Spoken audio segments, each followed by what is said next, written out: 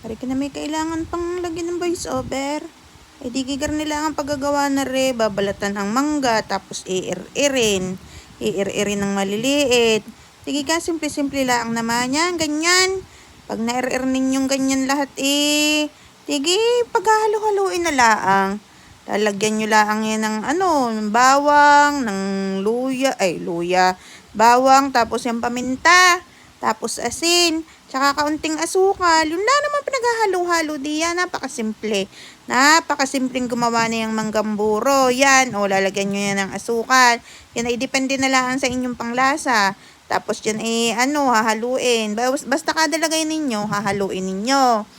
Dilalagyan nyo din nga ng ginayat na yung bawang. Gagayatin nyo na maliliit yung bawang para maganda ang pag isinama diyan sa inyong manggang buro. Tatartarin nyo yan ng maliliit para pag inihalo nyo diyan sa inyong mangga, ay di malasa. Ay di gigay, napakasimple. Basta yan ilalagyan nyo din ng paminta ha, para mas masarap.